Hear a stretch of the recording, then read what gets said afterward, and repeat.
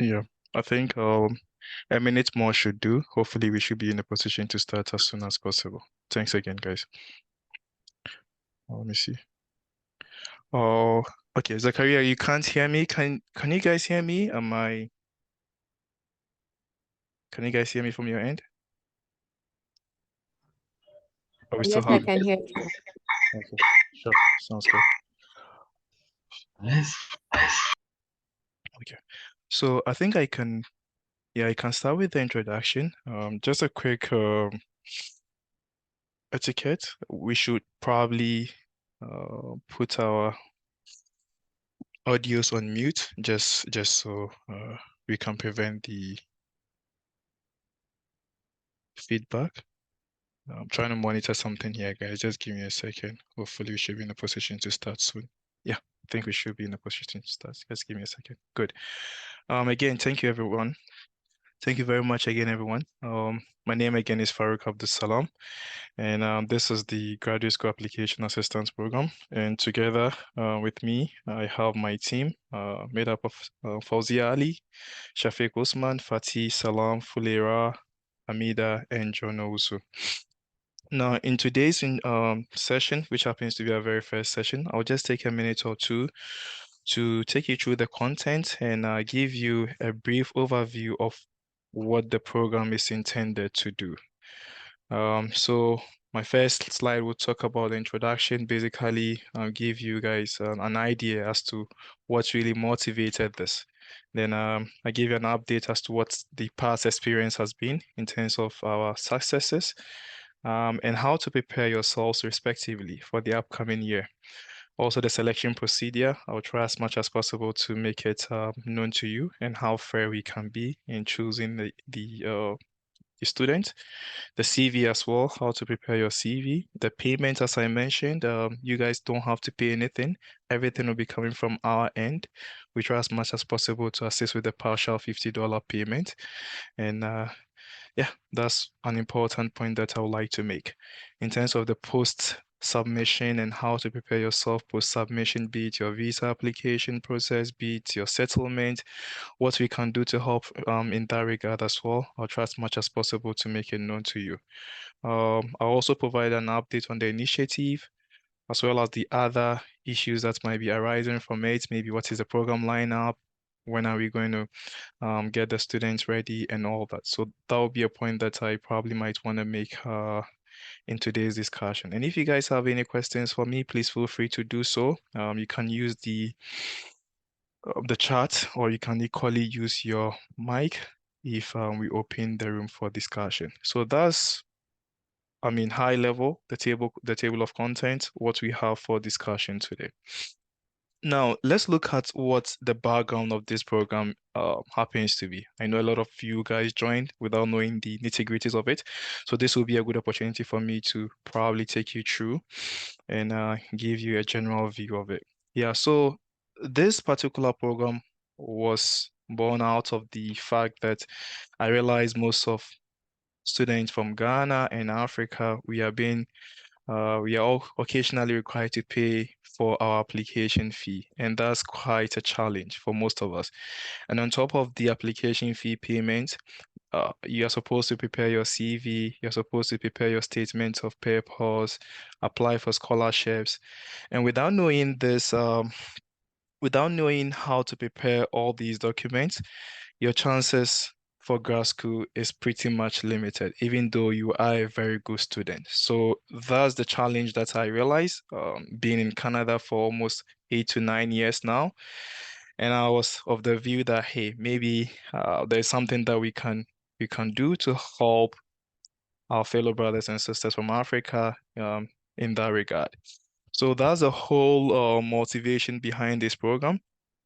So here, what we try to do is to tell you, hey, based on your background, we think you should apply to this program. This is a requirement related to that program.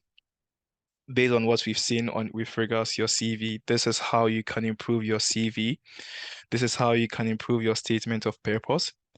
In terms of the scholarships, these are the ways and means that you can probably put yourself out there to qualify for very good scholarships.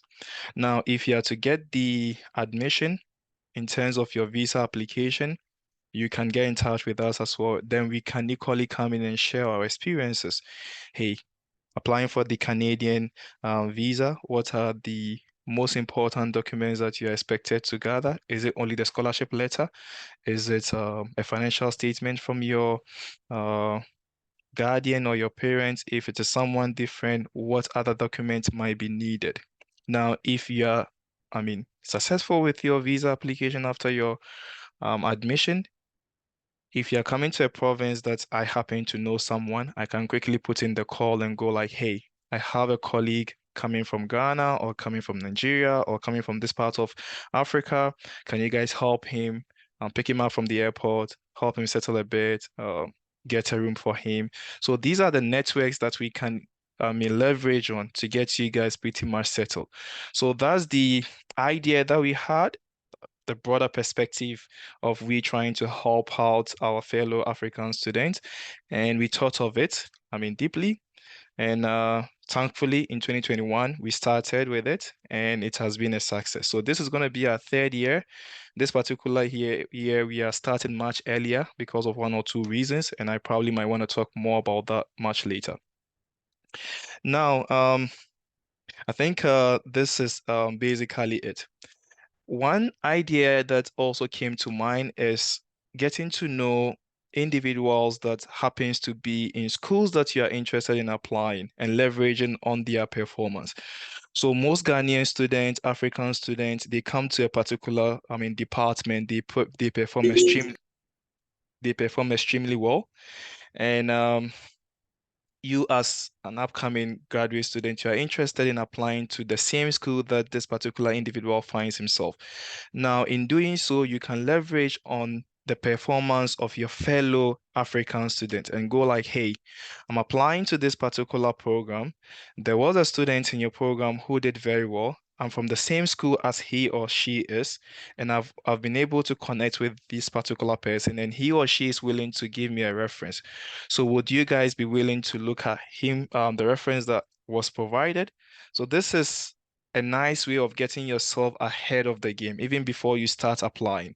So we are in June, application should open somewhere in November, December. This is a time that I encourage students to look out for schools. And as you look out for schools, you look out for fellow Africans, look out for performances, see whether you can connect with them. If you connect with them, see whether they can put in a word or two for you and get yourself started. So in my case, I happen to be coming from Simon Fraser University, as I told you guys, or those who might have read my profile will see. And when you go to Simon Fraser University, you can click on this particular link and it will take you directly to this page. So here, this is my profile at Simon Fraser University, and you can clearly see that the performance has been recognized. So if you're applying to a school in SFU, you can leverage on this performance, connect with me, see whether I can put in a word for you, then see soon as possible, if I can, I just put the word for you, then you can start applying. I can equally come in to guide you. You can go to UBC, there is the likes of Ajiman as well. You can connect with him. These are the networks that you can leverage on and you can build on that. So that's high level in terms of what really motivated this program and how we came together to form it. Now, in terms of the primary objective, first of all, we are basically trying as much as possible to show you where to find the schools. So the school selection is going to be very important. We also come in to tell you, hey, your CV is not in a good shape. You're using a word to, write your CV. I don't think that's the best approach. Use LaTeX. If you are to use LaTeX, this is the format that you're supposed to go with. I believe your education should come first before this. So these are ways and means that we can come into, assist you to, write a very good CV. And I think I shared a video on that earlier. And also in terms of your statement of purpose, you write a statement of purpose. We see that there are some strengths that's hidden. We are not really bringing it out. The writing is not that good. So there's a need for us to come in and tell you that, hey, put this particular statement here, put this one there, just so it comes out very well and then clean, and get yourself a step ahead of the game. Now, in terms of the application fee payment, as I mentioned earlier, here, when I started work with Amazon, I was able to get something much substantial. So I reserve a portion of it to assist with the student. So most years, what I do is we assist with 30 students or so, and the partial payment is $50 Canadian. So if you are being selected and we are willing to, assist you with the partial payment, it's going to be $50 Canadian given to you, and you pay the other half. So maybe a school in Manitoba, they will require you to pay $100. By me stepping in to assist you with the $50, you only pay the other half. So that's a partial payment aspect of things. So you don't have to pay the full payment. Now, if we were to probably say, hey, we are coming in to assist you with the full payment, uh, there isn't much in terms of the funds to support full payment. So by making it half, I can extend it to several students, 30 students. But if I'm to go in with full payments, I can only assist with 15 students, which wouldn't be fair, given the number of students that have shown interest in this program. So in the past, we've seen upwards of 300 students applying, and by paying the $50, we can cover at least more 10% of the students coming in. So that's a plan why we choose to pay partial instead of the full. In terms of the other program specification, we can equally come in and also specify what it means and what's not. So I did make mention of the secondary objective, guiding you, connecting with professors if we can, um, the visa application process. If we have any document to assist you in preparing, we can equally do that. Settlement, we can equally do that to assist you as well. Now, a couple of misconceptions that I probably might just want to be a bit more upfront about is never pay anything. Nothing comes from your pocket to me or to any of the organizers. This is solely a voluntary program that we rather come in to assist you financially. So you never pay anything, right? I'm very mindful of this because when you hear visa, scholarship, people will go like, hey, he's trying to get money. No, that's not it. We rather come in to assist you. We don't take anything from you. So be mindful of that. Also, we don't promise,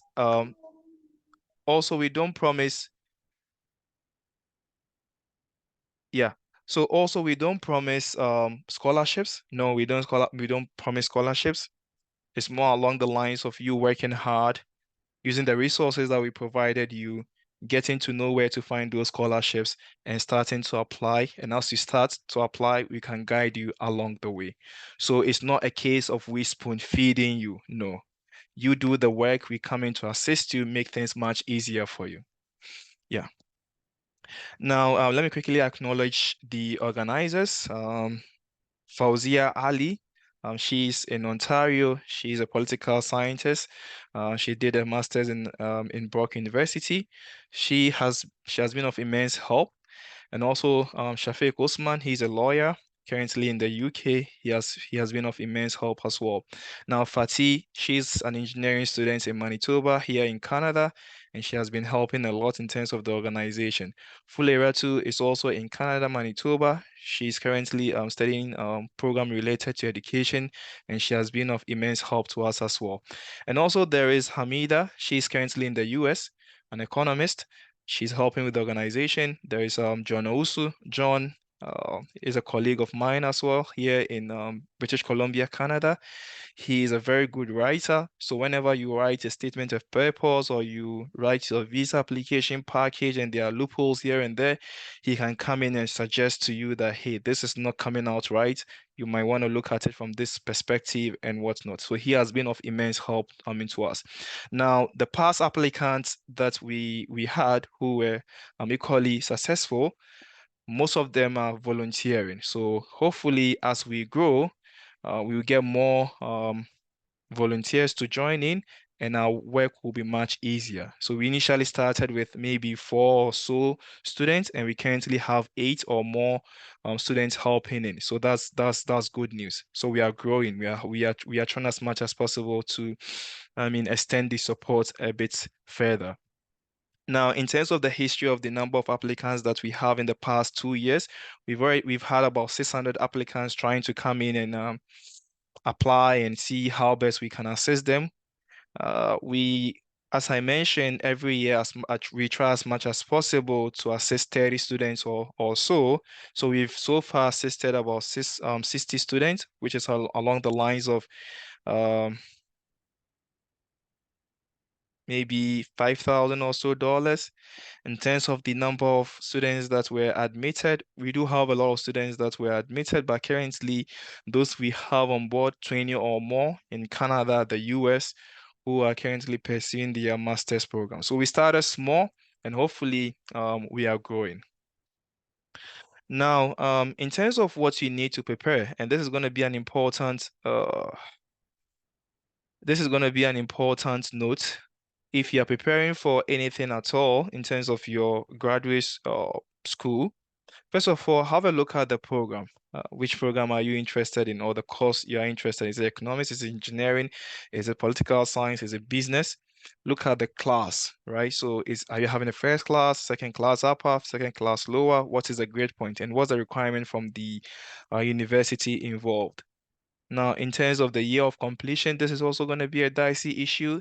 If you've been out of school for maybe 5 or so years and you're trying to get back in, you have to be a bit more tactical about how you go about your CV and get yourself um, well recognized, because sometimes when you are out of school for long, it becomes an issue for most of the admission panel to give you the pass. So there's a need for you to restructure your CV, get to see how you can make a point, just so they can give you that chance of getting in.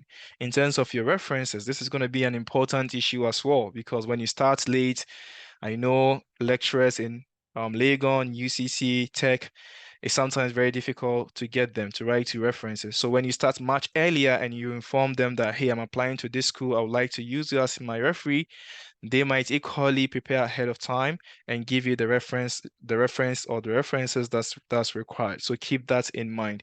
In terms of the flexibility or the change, some of you might be in engineering, and for engineering, you need to get a supervisor before you even start your application process. It might be very difficult getting one. Is it possible for you to transition from engineering to another field? These are decisions that you can make, and you can contact me or any of the organizers, brainstorm with them, see how best they can advise you to transition, just so you can get the chance to get in. And also we have session with Professor Solomon. Professor Solomon is an engineering professor here at York University, is a very renowned professor. He will be in a position to advise those in the engineering field, as well as anyone on this platform, on how to apply to schools and how to be a bit more flexible in those regards. Also, in terms of the school choice, I know some of you might be coming in with the idea that, hey, I'm going for the top universities in Canada or in the US. I think you should be a bit more mindful because of the pros and cons attached to it. If you're going with the very top university, have in mind, hey, what is the acceptance rate, right? Um, what is the transitioning from your master's program to a PhD? So these are things that you probably might want to keep an eye on as you apply to these schools. In terms of your future goals as well, are you interested in Canada? What are your prospects in Canada when you're done with school? Is it easy for you to get a job, get back home, get experiences? So these are decisions that you probably might want to have in mind as you apply to schools in either here in Canada or our close neighbor in the US. So keep those decisions in mind. Now, number of schools to apply. So as I mentioned earlier, we try as much as possible to assist with the partial payment, which is $50. Now, all the resources that we provide you, all the guidance that we provide you, use them. And our strong recommendation is that don't apply to only one school. because it's going to be very competitive. It might be the case that you apply to only one school and you got in, or you wouldn't be able to get in that particular program. So to brighten your chance, to so to say, you can equally have a mixture. Instead of applying to one school, you can apply to two schools, just so within the academic window, you have a chance of getting in. So please have that in mind as well. Also, by applying to two schools or three schools, there's a likelihood that you can get all those programs that you apply to, and they will come with their respective funding. Then you then choose the one with the higher funding to apply for your visa. So these are things that you probably might want to consider as you apply to the schools. So keep in mind everything that I say here, jot it down. I mean, have your questions. If you are to have any question related to any of the slide, I'm happy to, come back and clarify further. Now, in terms of the factors to consider when you apply to the school, the research, you have to research on the schools, right? So currently, most of you might be either in your fourth year or your third year, or you've just completed and do your national service, and you don't know anything about Canada and how to apply for schools in Canada or the US. Don't worry. I think I do have resources on my website. You can quickly click on the resource. Have a look at Canada. So this is the link to the website. You can click here. So this is Canada. This is the map of Canada. It's a very big country. They have provinces. A province is like a region, Greater Accra region, Ashanti region, and the rest. So this is like, in a way, province is pretty much related to the idea of regions in Ghana. Those in Nigeria, this might be your federal states and all that. So when you go to my website, you get to see all these respective provinces. Take some time to research and click on them. So you can click here to see the schools in each region, right? So they give you an idea that in the region like British Columbia, we have University of British Columbia, we have Simon Fraser University where I schooled, we have University of Victoria. Then by looking at these schools, you can equally research on each and every school, whether they have the program that you are interested in. So that's how to navigate through this website. So you have we have June, we have from June to somewhere October to do all this research and put down the schools that you are interested in. So I think we do have ample time to research and choose the schools of our choice as well as a program of our choice. Now, that being said, you probably might also want to, check the deadline. So each school has a deadline. So we are in June. Check the deadline for each school as you apply, just so you wouldn't be in a position where the deadline has passed and you are not in a position to apply anymore.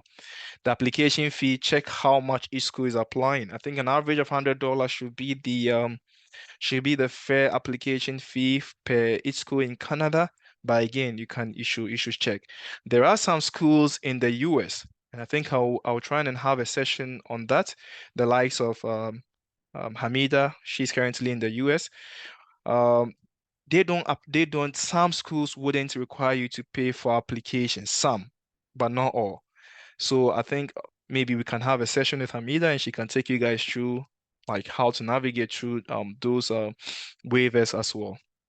Now, check other requirements as well. So if you are in the business related field, what is the GMAT or GRE requirement? Are you in a position to write GRE? Are you in a position to write GMAT? Make sure you understand the procedure there. For English language proficiency, I wouldn't recommend anyone to write that. Whenever a school asks you for that, you can just quickly go get a waiver from a school. If you're in Legon, you can get a waiver from the language department and just send it to the school you're applying to, telling them that, hey, English is my primary means of communication, and I don't think I need that. Can you guys waive that for me? And they can equally do that for you. Look at the acceptance rate, the transcript, evaluation. Have a look at all these requirements as you apply to each and every school. Okay. Who just joined? Please just mute. Yeah. Now, in terms of number of semesters you are expected to complete, I think this will be much later as we discuss. Yeah.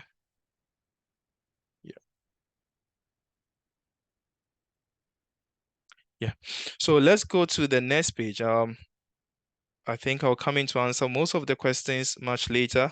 Yeah, so here, yeah, I think I mentioned this. You can look for Ghanaian students or Nigerian students or any African students. Look at the funding options. I think I can talk more about funding much later. Now, you can equally go to this video and get to see, I mean, how to navigate through the website, how to get yourself through the application process. This is a session I had with students. You can utilize that as well. Let me quickly go on to the next page, which is going to be an important aspect as well, which is your CV. So your CV is going to be very important. And occasionally what I see, actually it's not occasionally, it's mostly all the time, what I see in terms of the applicant that come in, you present your CVs and they're not really in a format that is acceptable for your graduate school application. So please keep an eye on the CV and how to format it. I think I do have a session here on how to write CVs. Make it a point to watch. I have all the respective links on how to write it in the LaTeX, which is a more, I mean, convenient and respectable format. Yeah. Is there someone who has the audio on? Just give me a second, guys. Let me quickly see. There seems to be someone with an audio on. Yeah, and if we can mute, if we can mute the person, I think that would be great. I would appreciate that. Yeah.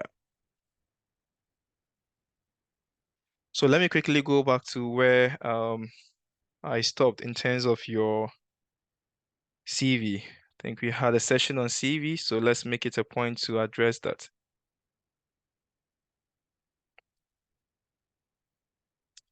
We just had, yeah, sorry about that, guys.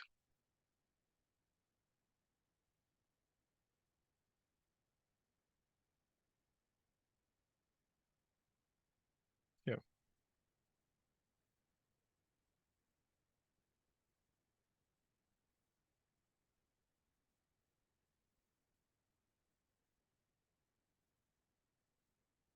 just give me a second. Let me do this.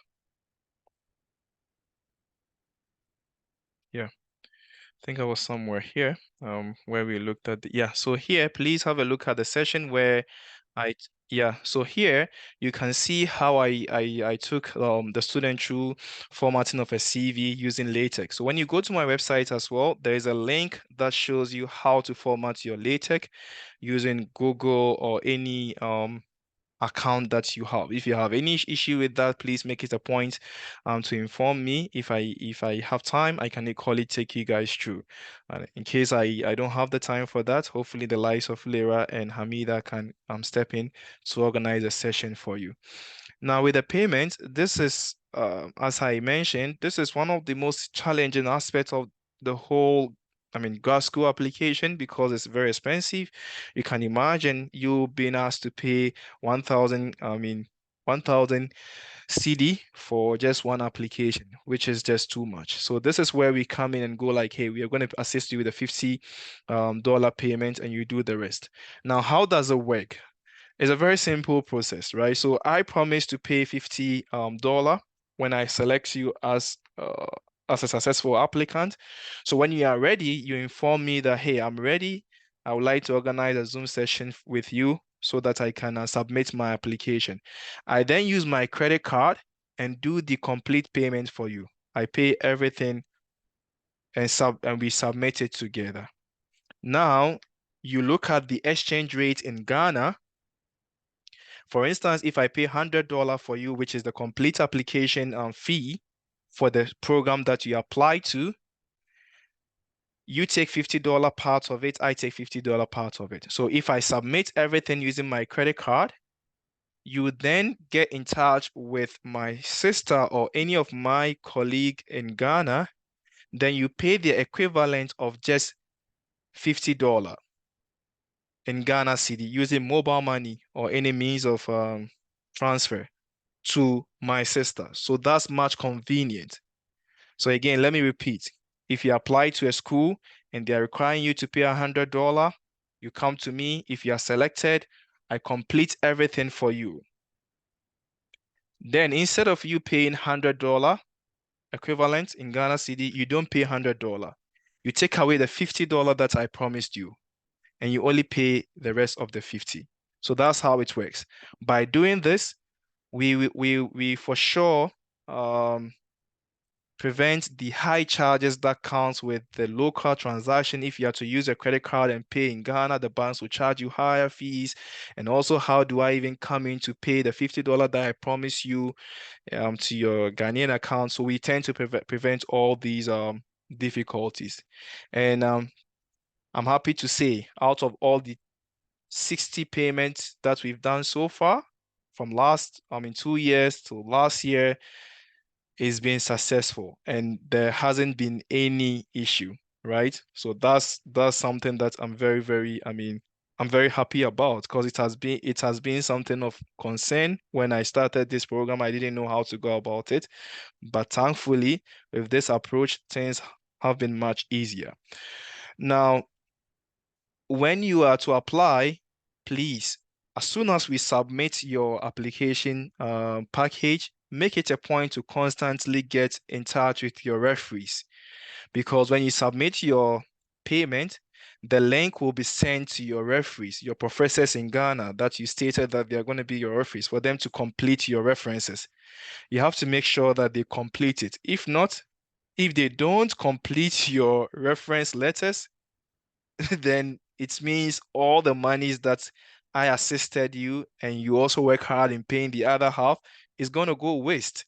So please make it a point to constantly get in touch with your referees and make sure things are okay. You can confirm, make sure you send your sealed document when they ask for it, your transcript, your certificate and whatnot. Make sure you do that. So that's going to be very important, just so you wouldn't lose money. Okay, now the next thing here is, after you are done submitting your application, make it a point to constantly check. Have they granted you the admission? How long is it going to take? Are you part of the first group? Sometimes the admission panel will take some time to select the first group. If some of them go like, hey, I don't want to come this year, they might go to the second group. If you're not part of the first group, be patient. You might be part of the second group. You have to constantly check. If you're not hearing from them, you can quickly send an email to the secretary or anyone in the department that you might know. He or she might equally come in and assist. If you are accepted, then we strongly recommend that you get in touch with either myself or any of the team members. So for instance, if you are to gain admission into Canada, then we have a lot of organizers from Canada who can, assist you. So we have a separate WhatsApp page we currently have where students post questions. Past students who have experiences with the visa application can come in and assist them. If it is too much, I can equally come in and assist you guys. If we think we need further, assistance, we can equally call John Owusu to look at the document that you guys are interested in submitting for the visa application. So that's how it works. We leverage on each other's expertise. So last year's group can leverage on this year's group. This year's group might equally help the next group coming. So it's more or less like a support system. So keep that in mind. So as soon as you receive your admission, don't delay. Make it a point to contact myself or any of the organizers. We can send you the document that you need to start with your visa application. Make sure you submit on time, because with these visa stuffs, you don't know. Sometimes they might accept. Sometimes they might deny you. If they are to deny you, how can you revise your application package to increase your chance of getting the visa? So these are the things that you probably might want to keep in mind when you get your visa. And again, please, no payment at all. You don't pay anything to anyone. This is more of our voluntary work. You don't pay anything anyone. We leverage on each other's expertise. Now, to give you an update in terms of how this program will work, this is how I run the program. Out of the 300 or so applications that we always receive, I mostly classify it into 4 or 5. I have the students who are more along the lines of the business-oriented courses. I have the pure sciences.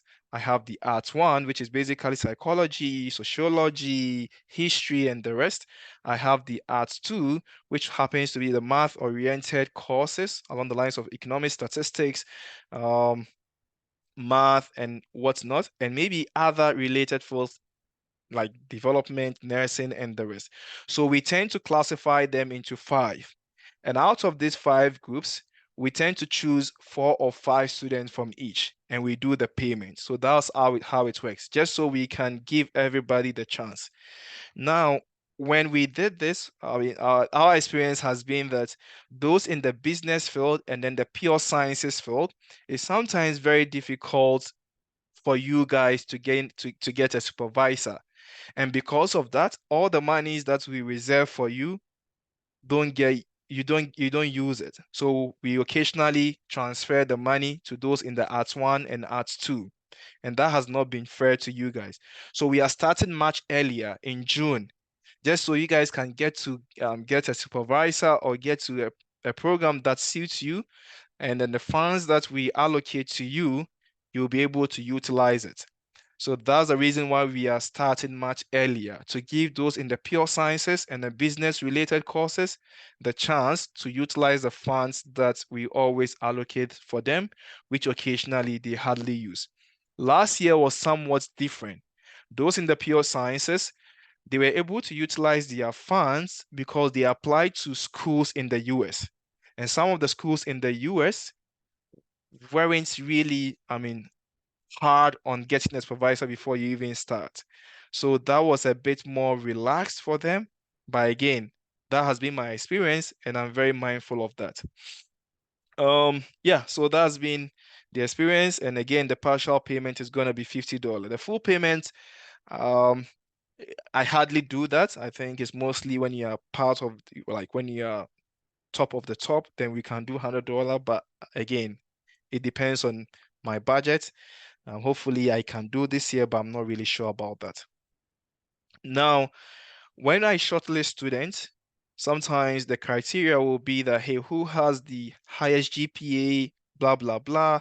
My experience has been that a student might have the higher GPA, we might select the student, but he or she will not be ready at the end of the day.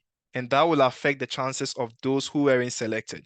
So that's something I would like to avoid this year as well. And I'm going to start much earlier. So when I'm to select you based on your, GPA and other related characteristics, it's not always 100% that you will get it. I will also have to give everybody the chance, just so that someone will not renege and it will affect the other. So please, when you are being shortlisted, take it serious. If there's no, element of seriousness from your preparation or your document that we ask you to revise, then we probably might just want to give the chance to someone else, and he or she might equally grab it. And the result from last few years, you can have a look at it here.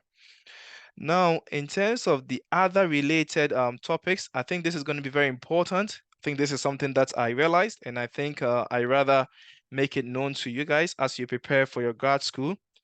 I think LinkedIn is a very powerful tool. Occasionally, you use email addresses, you go to the professor's page, you tend to send email trying to get this professor to, accept your candidacy, or so to speak, and he or she will not even mind you. LinkedIn is powerful because most of these professors are on LinkedIn. Now, how does it work? You can connect with me, or you can connect with Professor Solomon, or any of the professors that I will, invite over in the next coming months or so. Connect with them and use LinkedIn. Now, when you connect with them, there is a chance that we might, myself and a professor that you are interested in, working with, we might be mutual partners, or we might be mutual friends.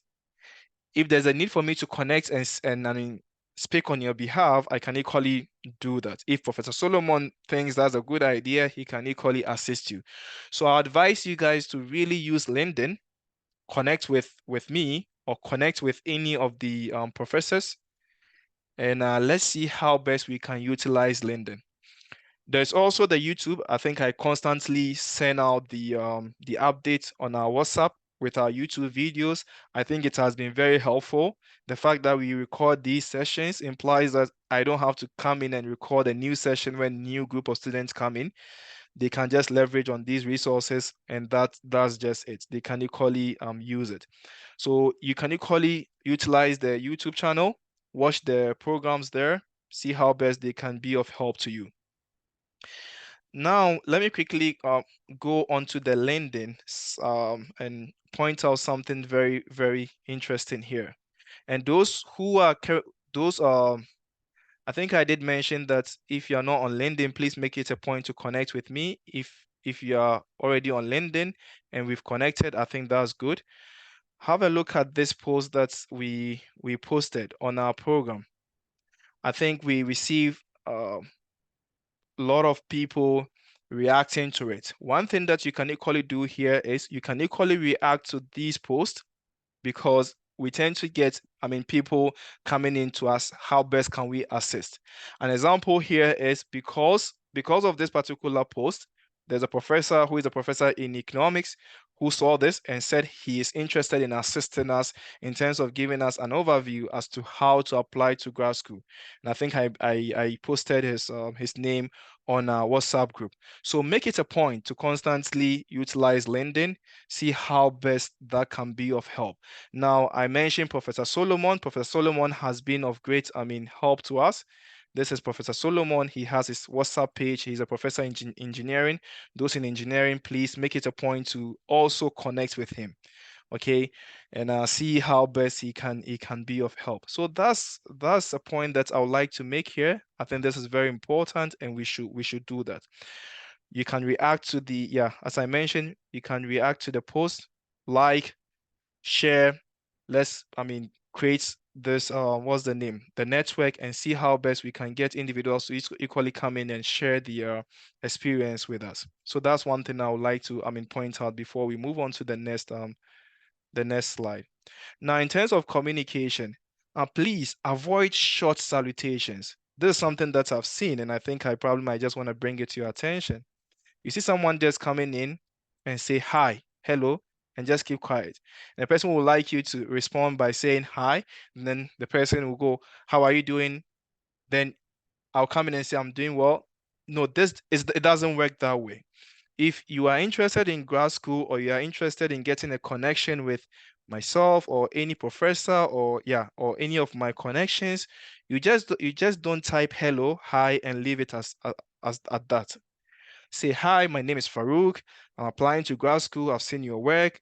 You give the full detail of what you really want to do and leave that message. When the person has time, he will reply with the appropriate response. So please, let's avoid short messages when we are trying to, get in touch with professors or those we are trying to connect with.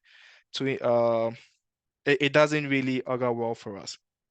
In terms of writing, I think writing has been an issue as well. So I really recommend that if you are interested in pursuing your grad school, use this particular book. It's a very short book. It's called Elements of Style. It will help you with your writing as you get to grad school, and hopefully you get good at with writing your statement of purpose, your visa application documents, and whatnot. So please utilize these resources. This is one or two things that I've observed, and I think it's better I bring it up. Now, in terms of our program lineup, we'll meet Professor Joseph Asuma, who is a professor in Manitoba, fairly shortly. Then Professor Achua Megashi is a professor in golf. He's also coming to give us a talk. Then I'll invite Professor Solomon as well to come and give us a talk. Then there's Professor Alex Wali. He got in touch with us because of the LinkedIn post that I mentioned. He's also a professor in economics, and he's going to give us a talk as well. And I also organize a session with our past, successful applicants. And it's going to be an open session. You guys can come in, ask them any question at all, see how best they can assist. And hopefully you can utilize the resources that they provide. Then lastly, we will just present a short list of our applicants that we think we can, afford in terms of the payment of the fees. Then from there, we move on to the next step. Now, I think there was a last question. There's a question about my experimental group. Yeah, with my experimental group, this is something that I work as a researcher. I'm an economist, I'm an experimental economist.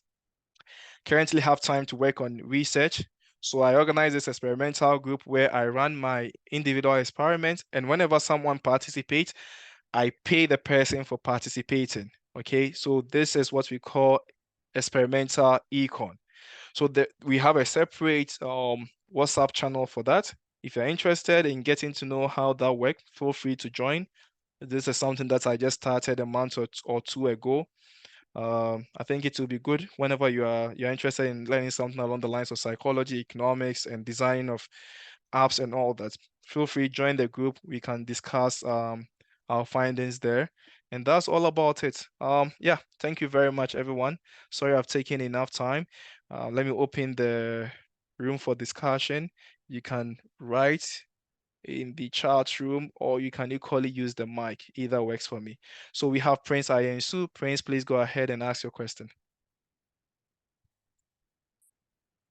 Yeah, go ahead, Prince. Yeah, yeah, hello, sir. Yes, please. Thank you so much for organizing such a program. You're welcome. My question is health scientists who want to apply for. I learned for USA there is this platform that you have to put your application. This is so fast. And looking at the so fast, the kind of requirements they need, you have to do the West evaluation, write the GRE and that stuff. I want to find out if you can help us get some of the list of the school that you don't need to apply through the so fast. So that's the Yeah. question I have for now. Oh yeah, that's a very good question. So in my case, and again, I don't know whether Hamida is here. Maybe Hamida can be of help as well. So in my case, if you look at the list of organizers that I mentioned here, let me just quickly go back and maybe I can give you. Yeah. So these are the list of organizers that I mentioned, right? And if you look at it carefully, most of us are based in Canada. And in my case, what I've done to help you guys select schools in Canada is what I mentioned here in terms of navigating through this website here. And these are the schools that you can find in Canada. And it's mostly along the lines of you doing your own work along those lines. Now, in terms of the sofas that you mentioned, I don't know whether Hamida is here to, throw a 2 cent to this. She is from the US, and she also, as I mentioned earlier, she might be in a position to, tell us what is more along the lines of application fee waivers and whatnot. I don't have a specific website that can shortlist that. I think this is a very good question. I can speak to Hamida, Samira, see whether we can have a link to that. If we come across that, I think we can share that on the WhatsApp page. Fulera, is Hamida here? If she's here, she can equally add one or Yeah, two. hello, I'm Yeah, here. yeah. Go ahead, Hamida. Okay, so with the schools requirements, I think they differ from schools to schools. Mm, Some schools will require you to send your transcripts for it to be evaluated. mm, Some will not do that. So choosing schools is a bit difficult because you have to make sure you meet all the requirements. mm, So what I advise is you search for the schools, you look at their requirements. If they are requesting for something you don't have, you can put that aside and go for schools that are a bit flexible in some of their requirements. I know most schools don't require GRE and the transcript evaluation. So you just put those schools aside and then just move on with those that are not requesting for that. And some too can be waived when you tell them that your skill. So the main purpose of this evaluation is to know the grade scale that was used in your school.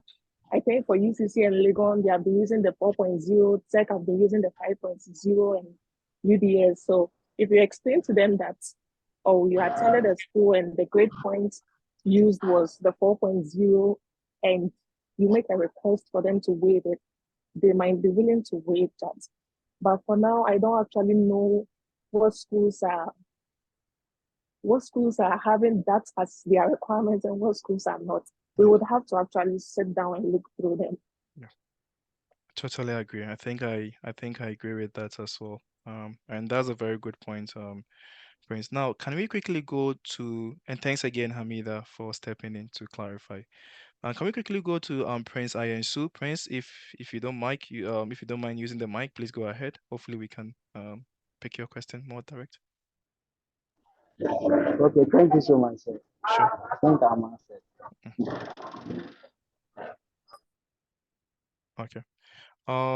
Jane, please go ahead if you have any question. Yeah. Jane. Okay, if there's no Jane, Rashid, go ahead. Well, thank you very much for the, and I must thank you for that impactful presentation today. Thanks. Welcome. I'm really excited to join your group today. It was really helpful so far. However, I have a question on how we could actually professionally link with professors on LinkedIn, because that is more, though it's mostly used for official purposes. I don't know whether there is some specific differences on writing to professors on LinkedIn as compared to that we do with emails. That is what I have. And secondly, I would also like to know whether it is possible to get application fee waivers, just like we see some in the US. And how helpful is that to improving your chances or acceptance rate? Thank you very much. You're welcome. You're welcome. I think that's a very good question, Rashid, if I got the name right. Yeah, with LinkedIn, I think LinkedIn, as I mentioned earlier, is a very powerful tool. And with some of the professors, they are very active on LinkedIn because they tend to post some of their work, some of the conferences that they attend, some of the research that they find to be very, helpful. They tend to, post these related research or articles on LinkedIn. Now, personally, what I observe from the industry is that when these professors post or researchers post their work on LinkedIn and you constantly react to their post and you comment on it and you tend to show interest in what they are doing, Prince Aisu, please, you tend to show interest in what they are doing, it tends to give you that connection or that feasibility that you're trying to, get. There is the aspect of you writing the cold emails to them using what's the name, their email, but the probability of they seeing that particular email is almost zero. Or even when they are to see it, what you tell them is not what they are interested in pursuing. So to further increase your chance, using LinkedIn, if they are present on LinkedIn, is going to be very useful. Now, one thing that I can equally mention is sometimes when you're trying to get connection with, professors or maybe professionals on LinkedIn, the idea of connection is very, very important. So if, for instance, you are connected to me and I'm connected to that professor, or you are connected to me, or sorry, you are connected to Professor Solomon, who is in engineering, and he is connected to that professor, when you send a request, there's a tendency that they can show the mutual connection and they can equally, utilize that. Or maybe you can just send it to me. Hey, I'm interested in this professor. Do you mind helping me? You can equally use that connection to get in touch with that person. So I'm not totally against the idea of using the emails on the website. I think that's a very useful, avenue, but at the same time, you can utilize LinkedIn to your best of gain some advantage there as well. Now to your second question, which is more along the lines of application fee waivers in Canada. I've not come across any in Canada. Just to be frank with you, there is that possibility in the US, but not in Canada. I've not seen any, and I might be wrong, but the truth as it stands now here is I've not seen any in Canada. Yeah. Do you have any All right. follow-up on that, Rashid? I really do appreciate for that Yeah, response. sure. No, not really. No problem. Sure. You're welcome. Do we have Benis? Benis, go ahead before we move on to Imran, then Falila. Benis, and probably for the last time, Benis. So if Benis is not there, can we go with Imran? Imran, do you mind using the mic? If Imran is not, yeah, go ahead, Imran. Hello, thank you once again for your presentation. Mhm. Mine, I have two questions in one. First, those if in case you are not helping those who have been shortlisted, would you still be willing to help us through the process, provided I want to pay my own for my own application? Yeah, yeah, I think we do that. Yeah, I think that's a possibility. We've done that in the past. Yeah, so that shouldn't be a major issue. Yeah. And with the second part, it has to do with the scholarship availability. We Mhm. see some that it's not coming from the school directly. You may have to apply through a second institution. Mm. Would you also help us find out those that will be applicable for us for the various institutions? So scholarship is quite a dicey issue, and I'm happy that you brought it up. So let me quickly clarify the idea of scholarships. Again, this is to everyone on the page. So when you talk about scholarship, my understanding from students is that they think scholarship, they tend to, pursue the idea of funding as only limited to scholarship. And that's very, very narrow in the sense that there are other avenues that one can utilize. So let me just spend the next 2 minutes to clarify the sources of funding instead of just saying scholarship, right? So sources of funding is broad. The very first source of funding is what our colleague just mentioned, which is the scholarship. And what is a scholarship? Scholarship basically goes like, hey, you are the best among the applicants, and we think based on your qualification, we are going to give you a scholarship.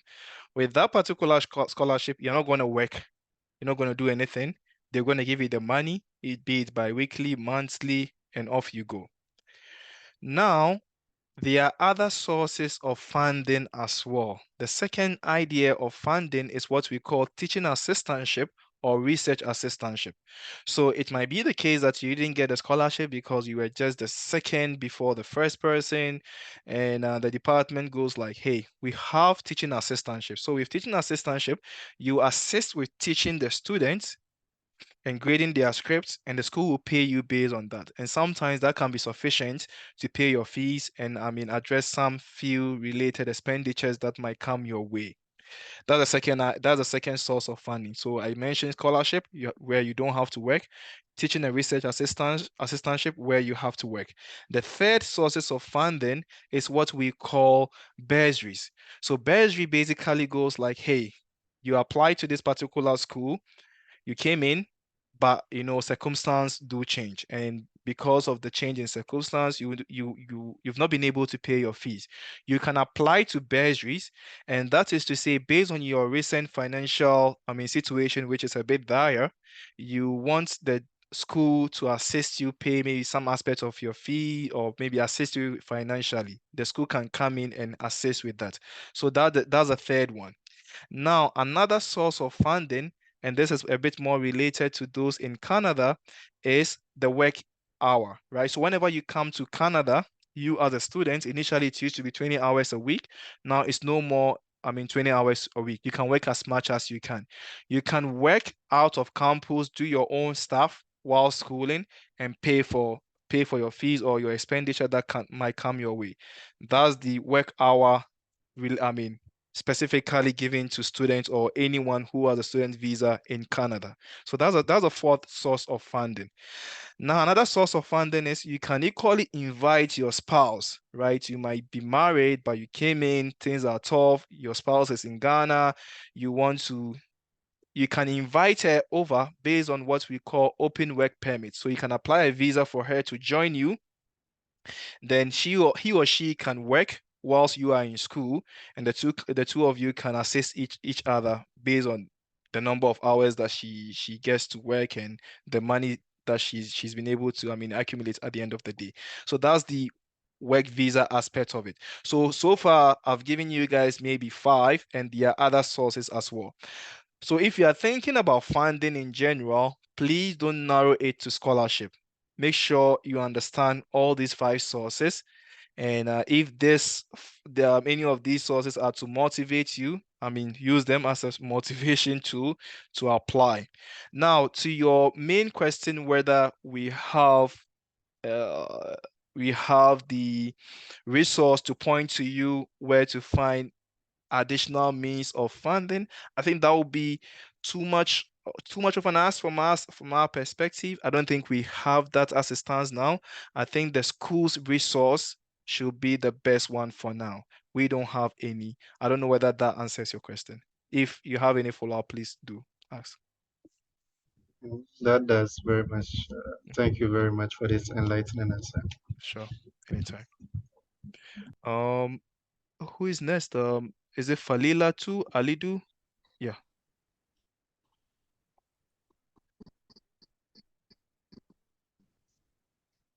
Falila to Alidu, are you using the mic, or can we give it to someone else? If not, we can give it to Jane. Hello, Dr. Farouk. Please, can you hear me? Yeah, I can hear you now. Thanks. Hi. Yeah, I'm using the mic. Please, can Okay, you hear good. me? I can hear you. Can you hear me, please? I can hear you. Yes. Thank you so much for this information. So my first question is with regards to the Muslim securing a professor before one starts to apply. You made mention that with the sciences, one has to secure a supervisor before you start with the application. So with the arts, when and then maybe you're about to, like, you would want to pursue an arts called social science or something, and then you want to go into research. How do you secure a supervisor? They already told you before your application you wouldn't have to secure a supervisor. So along the line, when do you come in to say you would want to work with this supervisor? How does it work with someone who wants to pursue a social science course? And my other question too has to do with the appropriate time for you to email a professor or a supervisor in case you would want to secure a supervisor before you want to start with your application. When is the appropriate time? Considering the fact that you would want to apply to school this year, when is the appropriate time for you to do that? Yeah, so that's a very good question. Just to answer your question, I believe you are more along the lines of the arts-related courses, so that should be fairly easy to answer. So in your case, the arts, as I mentioned earlier, you don't need a supervisor at all before you even apply, and that's mostly the case. When you get in the master's program, they don't really require you to do more of a research, even though there's a research, it's more along the lines of, I mean, so watershed, I mean, it's not really heavy research, right? So that's your MA paper or end of semester paper, and you just identify one particular, I mean, topic. If you think someone in the department is, I mean, more interested in that topic, then you tend to work with the person. And that's not an actual supervisor, so to say. It's more or less someone who is trying to guide you finish your MA paper or your thesis work. Now, when you come in, moving from MA to, I mean, PhD is where the trick is for those in the arts. So when you come in, you understand the system, you understand the topic that you're interested in, I mean, writing, you read papers, then one particular topic might be of interest to you. That's where you start to, I mean, write your own portfolio, get to understand the topic very well, get to see where the supervisor or where the writers are, who are those writing these interesting stuff. And you can start tracking their school. When you track their school and you get into their PhD program, the very first year is going to be more or less like you're in your PhD, you're trying to do coursework. And after that, you can then approach that particular supervisor who you think his or her work interests you. So for now, I would say those in the arts, getting a supervisor is not your top priority. It's something more, maybe 2 or 3 years along the lines where you are done with your MA, you started with the PhD, and you really want to get something done in a particular field that you think this particular person is doing it. That's where you do the actual PhD work, which is the actual thesis. But your MA work is just going to be a term paper. So it's not actually a supervisor case. I don't know whether that answers it. Yeah, it does. Thank you very much. Sure. Jane, do you mind taking the mic?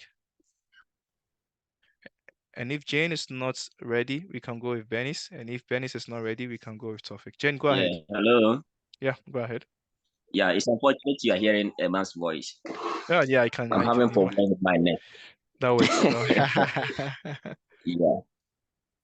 I'm having a problem.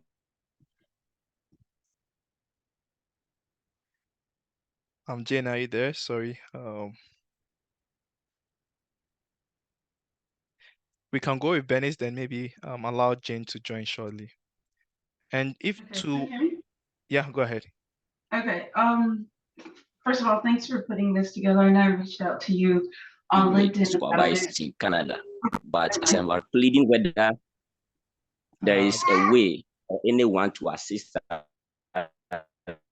in terms of sorry about that, guys. Environment and engineering field. Let me quickly get back to let me get back to you, Jane. I think Benis is on the mic. Jane, we'll come back to you. We had an issue with you. Okay, that's okay. Yeah, go ahead, you can Benis. Get back to me. No, Benis, go ahead. I think I'll get back to yeah. My question, I think you probably answered it, but I was cut off. I know you mentioned that you get about 300 applicants and then you choose 30 that you support. But would you still provide the resources and the support with, the visa application and all that, even if they're not chosen for the partial payment? And then do you have, I guess, local resources or resources on your site for GRE, preparation and the test as well, whether locally or in one of your sessions that you have? Yeah, I think that's a very good question. Let me answer the very first one. If you're not shortlisted, I think I make that point very clear to all the applicants when we finally shortlist the students. I just make it a point to you guys that hey, it's not based on your GPA or your qualification, and it's basically the limitation is mostly along the lines of my budget or my pocket. So the fact that you're not selected does not mean that you do not qualify for grad school. It just basically means that my funds weren't, sufficient enough to support you. So that being said, I will really encourage you guys to stay on the page. And most of the students do stay on the WhatsApp page, even though they are not shortlisted. And what they do here is, along the way, they utilize all the resources, they utilize all the CV seminars that we have, they utilize all the seminars that we have with the professors. They equally, get the application package ready. And they go like, hey, you didn't select me. I understand that, but I'm ready to pay full payment. Can you assist me using your credit card? I can step in and assist them. I do that. And also they stay on the page when it's time for visa application assistance. They can utilize the page. They ask questions. We come in to assist and we do that. So students do have that understanding that if they are not shortlisted, it's not because of their qualification, but it's because of the fact that perhaps I'm poor, so I've not been able to support them fully. Now, in terms of your second question, which has to do with the GRE preparation and local preparation, I don't think we have resources to that. I think that's a very good question. I think I can ask my students who happen to have business related background, because those are the students that are required to write GRE or GMAT. If they have any strong suggestions, they can probably post it on the page, and those on the page can equally utilize those resources. I think that's a good question. I can get in touch with Augustina and the rest of the group who happen to have business related background and took the GRE. I think they can step in and answer those related questions. Let me know if I answered your question, Benis, and I'm happy to address. You did. And then your website, we can get that access to that through your LinkedIn, correct? Sure, I couldn't catch that, sorry. Oh, sorry. We can get access to your website through your LinkedIn? Yes, please. Yeah. Okay. All right. Sure. And Fulera, please, Fulera or Hamida or perhaps Fatih, can you guys post the link to the website on the chat? Maybe they can equally, access it directly. Yeah. Jane, please go ahead. I think we had a bit of an issue with your mic. If you're not there, perhaps we can just move on to Tawfiq, then to Rashid. Tawfiq, do you have a question? Sorry. Yes, please. I do have a question. Thank you very much for organizing this. I think it's been very informative. I've got a lot from that. I wasn't here from the beginning though, but I was able to get a lot. Okay, so my question has to do with the business field. Yeah, I've actually, I think I've ever asked you before, and again I want to ask. I've done a lot of research around US and Canada, but mostly the requirement is the problem with regards to GRE, GMATs, and other tight requirements. So I don't know. I want to suggest, if that is possible, that if it's possible to get maybe a resource person to maybe help on this in our next maybe session, so that he could enlighten us on how we could maybe find a way around that to deal with it. I'll be very grateful. I don't know if you could also throw more light on it. Yeah. Yes. I think that's a very good question, and I'm happy you brought it up. So with the business related courses, I think the idea here is those doing the business courses are more or less like the working class. So the business schools do design the programs to fit them. So you have this, MBAs and those, high level related programs that are mostly trying to attract those already in the industry. And the fact that they're already in the industry, no matter the fees, those in the industry can pay for it. So it becomes a bit of a struggle. Even if you have to get in, the fees are just too much, you can't pay and all that. An idea I had in mind, and I think I did discuss this with one of the professors in the business field, and I'm happy that you brought it up. Hopefully, I can get in touch with him through Professor Solomon as well to see whether we can organize a session on that, was to see whether you can have more or less like going through the back door. So those doing the business, you can use the idea of public policy, and public policy is not as expensive as the MBA related programs. So when you have a public policy program that you're interested in, get to see whether you have the qualification, which I think most often you should be in a position to qualify. Use that one as your first step.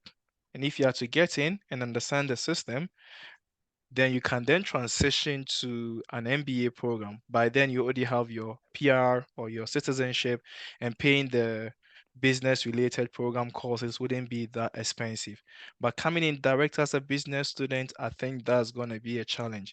Also, please get in touch with me. Offline. I can also give you Augustina's number, see how she managed to get into the business program. Hopefully that can be of help to you as well. So those I have 2 action items: get the professor, and also get Augustina's number for you. Let me know if that answers your question. And maybe we can go to Abdullahi Ishaku. I think Rashid, I answered your question already, so we can go to Ishaku before coming back to you. Or maybe we can go to Razak and Ishaku before coming back to Rashid. Rashid, did you answer a question? Did you ask a question earlier? Yeah, I asked. Yeah. And Tawfiq, did you have a follow-up before I move on to Yes, Ishaku? please. Yes, please. Yes, Go ahead. please. I have a.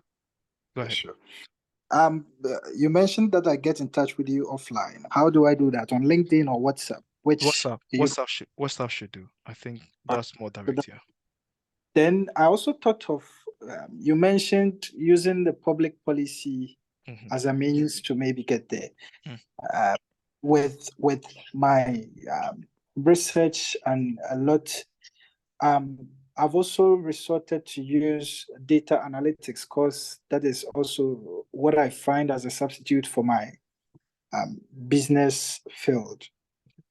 I don't know if that also has some roadblocks that that might be a problem. That might cause a problem. Okay. I'm not sure. I've not thought of it along those lines, because when you're talking about data analytics, data science, and those related data courses, maybe you might need some element of statistics in there, which I doubt those with the business courses might have. But again, this is me just, thinking on top of my head. I might be wrong, but it's a good point to raise. We can discuss that further if need be. Sure. So this is the last question. Sure, go ahead. Please, is your reach extended to Germany, or it's just USA, Canada? I think it's mostly USA, Canada. I've not tried anything along the lines of Europe. I think we did one on. I'm not sure. I'm not sure about Europe, to be frank. I'm not sure about Europe, because it's mostly they have very limited funding compared to the opportunities here in North America. But again, Sure. Open to exploring that if anyone sees anything interesting there. Okay. Yeah. All right. Go ahead, guys. Any questions for me or questions? Thank you very much. Sure, you're welcome. Anytime. Any question for me? Hello? Yes, please go ahead. Yes, please. Yes, please, Abdul-Salam. Okay, go ahead, Razak. Yes, please. I've applied to one of these private universities. I think University Canada West. Okay. Yes, I've gotten the admission, but there's this letter of admission that I have to maybe get. There is a requirement that I have to pay a deposit, which is, I think, it's not an easy amount, about 7,900 Canadian dollars, before the letter of admission is issued for you to apply for your visa. So when you find yourself in this situation, what do you do? I think that's a very tough question. These are mostly private schools, right? And they use that one as the major sources of their funding. They don't want a situation where you come in and you go like you don't want to come to their school, and at the end of the day to be to their detriment. If you are to apply to a public school, they wouldn't ask you to pay that much. The highest you pay is $500 for just the placement. So we have to keep in mind those here, that there's a difference between a public school and a private school. And a private school is what Razak just mentioned, which is University Canada West or maybe Columbia College and the rest. And with the private schools, you have to be a bit more mindful. Some of them, I think there is a recent article that just came out that talks about some fraudulent activities, because those schools were not really registered, and they were using that to get students in. And when students come in and they finish the program, they cannot even get their work permit and all that. For University Canada West, I think I've seen it here, it's in British Columbia, if I'm right. The 7,000 might be high, and again, it's because of the fact that this is a private school. If you are to have the 7,000 and you're interested in paying, you can pay for sure. But again, you have to also have in mind that you also have to raise enough money to show the visa officer that you are in a position to help yourself whilst in Canada. So it's going to be very, very, very dicey. Do you have the 7,000 to pay to University Canada West? That's the very first question. Do you have enough funding to show to the visa officer that, hey, you are in a position to fund for yourself whilst in Canada? If you don't and you pay 7,000, they give you the letter, you apply for the visa, and the visa officer denies you. How do you get your money back? I'm sure they will tell you that they'll give you the money back, but they'll take maybe 5% off or maybe 10% off. Are you in a position to afford that? So let's be a bit more mindful with the private schools. I know, people will come in using these private schools, but we just have to know the difference and the pros and cons that comes with it. And that also relates back to the question the earlier participants asked about the issue of the business. So these private schools, you can use the diploma courses to get into the business course. That's an alternative, but again, it's going to be expensive, as Razak just mentioned. Razak, do you have a follow-up on that? I think I'm okay with that. Thank you very much. Sure. Let me quickly pause. If you guys Fulera and Fatih, can can you guys please address the questions in the chat? I need to drop off maybe a minute or two, and I'll join you guys shortly. Fulera, can you take over? And if Fatih and Hamida also have anything to say on the questions, I'll come back and address any other question that might come. Is that okay, guys? Fulera, Hamida. Yeah, go ahead. I'm here. Yeah. Sure. So I'm checking the questions. See whether you can answer any question, or you can comment on anything that was discussed. I'm just Hamida, Fatih as well. Do that. I'll join you guys in a minute or two. Okay.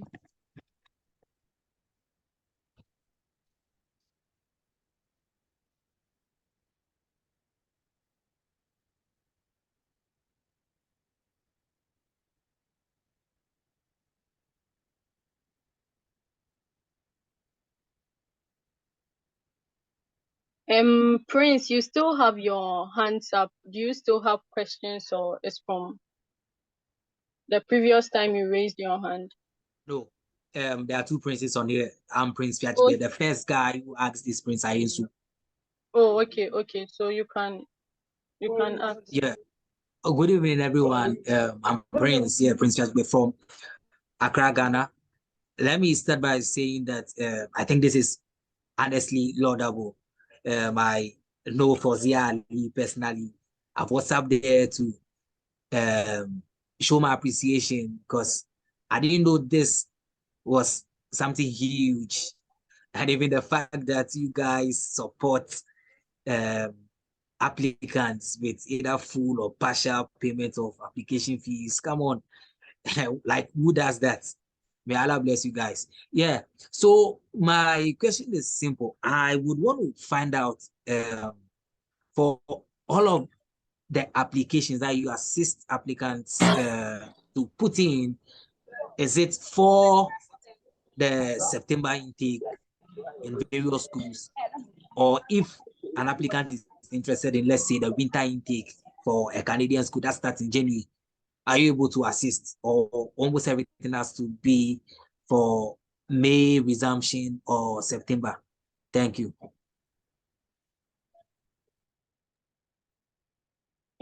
Sister Fatih, do you want to answer, or I can go ahead? Yeah, go ahead and answer. Okay, so with the intake, you decide when you want to apply. Basically, the main term for admission is 4 intake. So that is what we assist with. But you can, for myself, I applied for 4 intake, but due to some visa delayed, I deferred to winter intake. So it doesn't matter the intake you want to apply to. The most important thing is getting the admission. Yeah.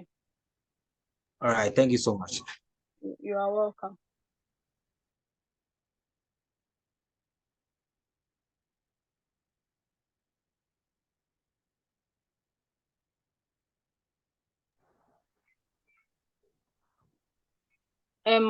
We have Abdul Rashid Adam. You can unmute yourself and ask your question.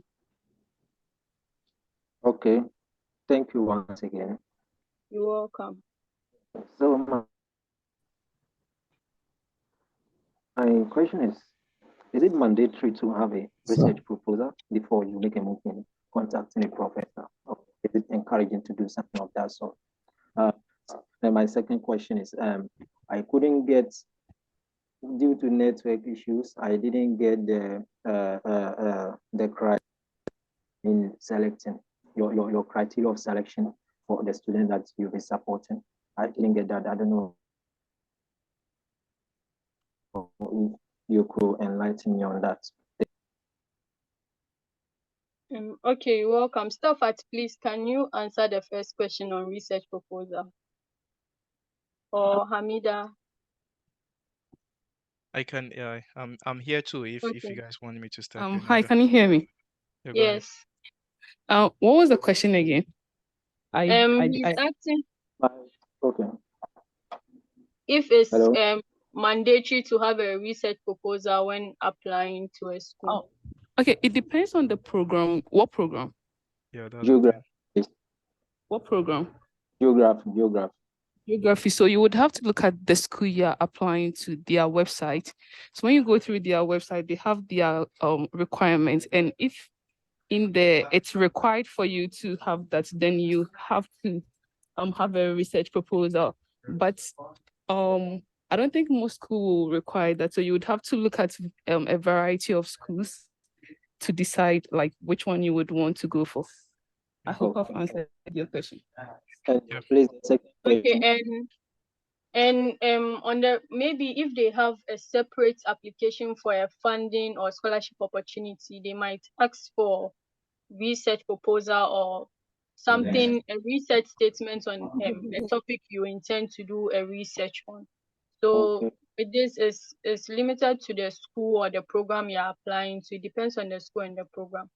And your second question, Brother Farouk, is asking for the criteria for selection.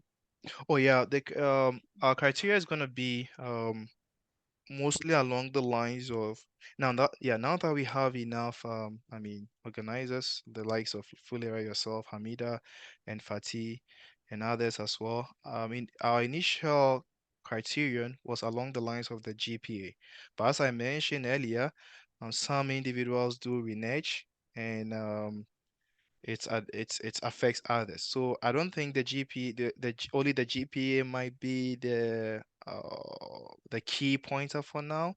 We probably might want to add other factors like how good is a CV, how good is your statement of purpose, how consistent are you with shortlisting of your schools, how serious are you in terms of the program in mind. So we do have at least 3 to 4 months where we bring these resource persons to assist us with our decision-making process.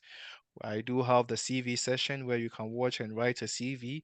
So if at the end of the day, we are ready to shortlist and you present a CV, which is not really good, and having in mind that you had all these resources and you weren't able to utilize it, then your GPA wouldn't be enough for you. Your GPA might just be 50%, but the other factors might equally come into assist. So it's all about the seriousness, just so we make a very good decision. Okay. Thank you very much. No problem. I think Ben, sorry, was there any question that I missed? Lera and Hamida. Hello. I think a question from Benis. Benis, are you here? I'm happy to address that question on environmental and sustainability. Yeah. Benis, are you here? Yeah, I'm here. Can you hear me? Yeah, I can. Yeah.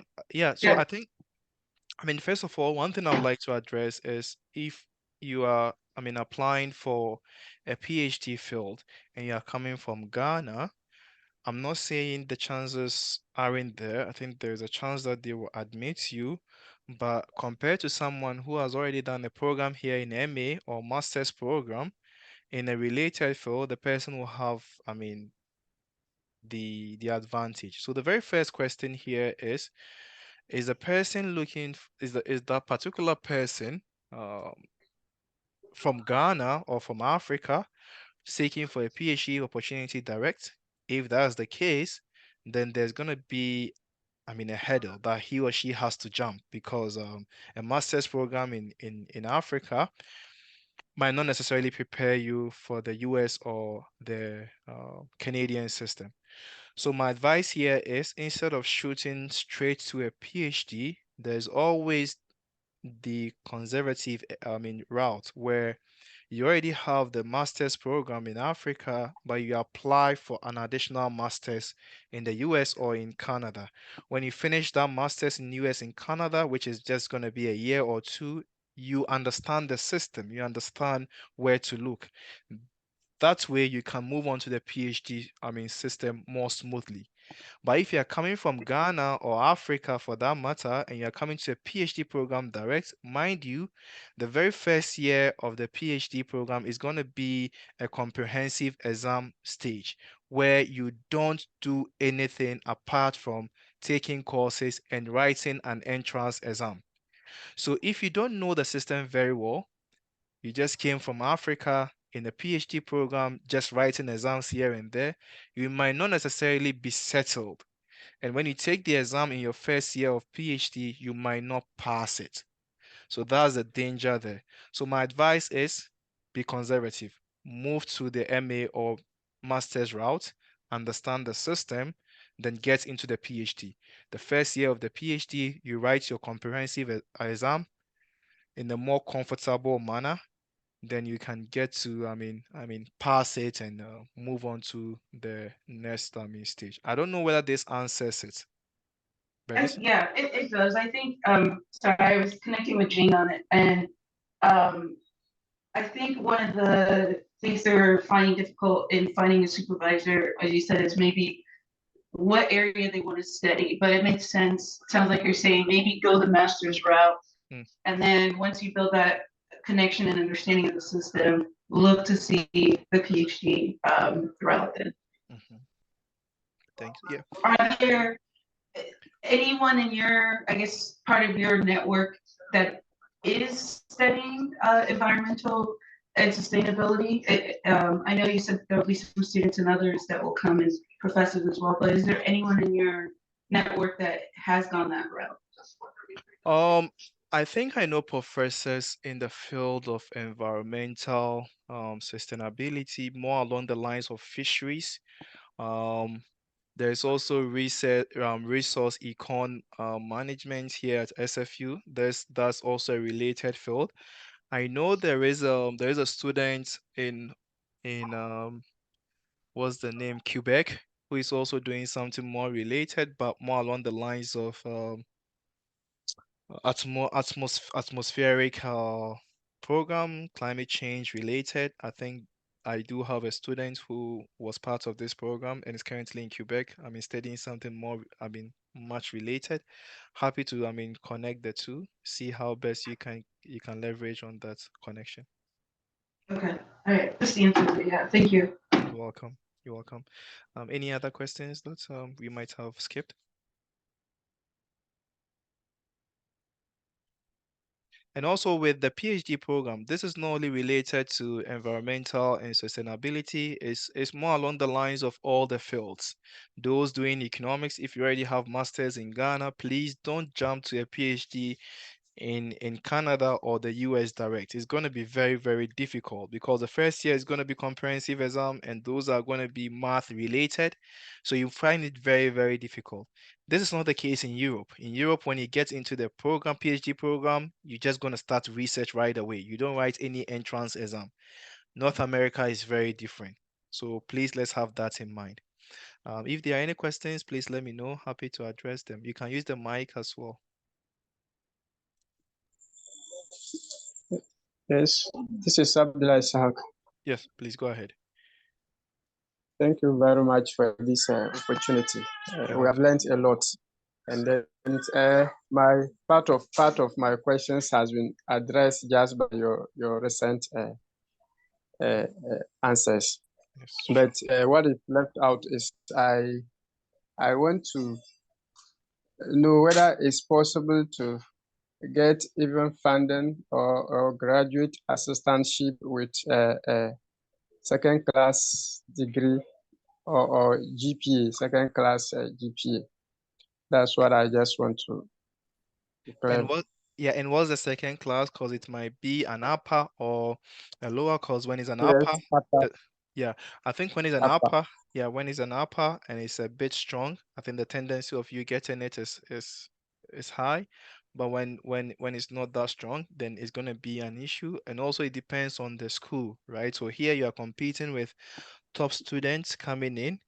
So teaching assistantship is not that hard. They don't use your GPA to give you teaching assistantship. If you are in the system, they will just post the teaching assistantship on the school's website or the department's website, and you can easily apply, and you might get it.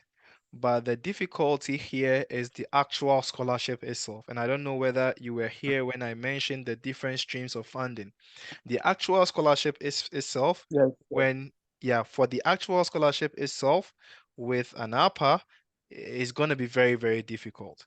But when you're talking about teaching assistantship, bursaries, and the rest, then upper you can equally qualify for. Does that address your question? Okay. Yes, please. Thank you very much. You're most welcome. Thank you very much. Sure.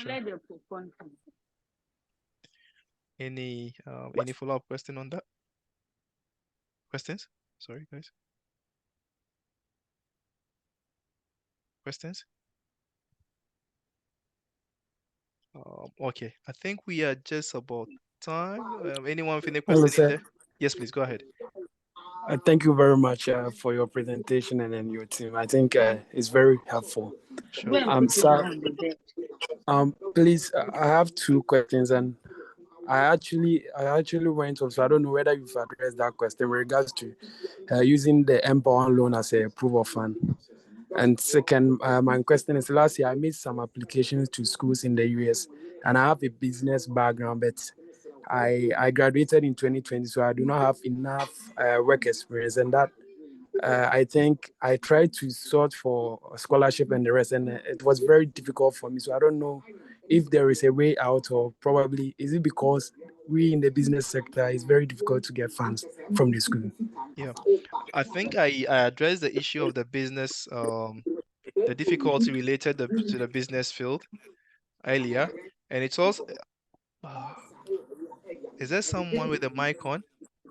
Sorry, let me just quickly mute. Yeah. So the reason why we have difficulty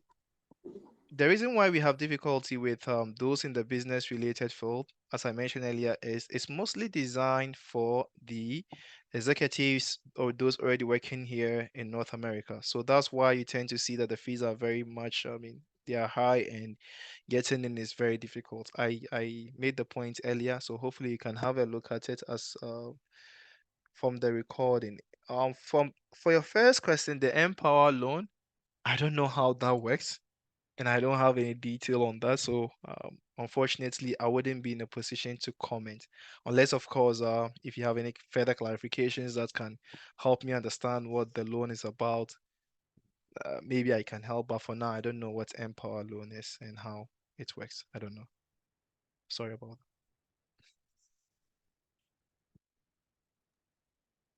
that. Brother Farouk.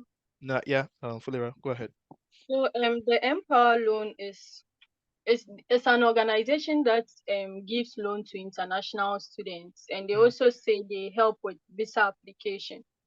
So you apply to it. They have like a long application process actually, and documents, a lot of documents you have to present. And I think they'll give you like a proof of funds or something that you have to present to the IRCC when submitting your document to add to your application or for the visa. But as to whether it's advisable to use it or not, I don't know anyone who has used it before, so I don't know.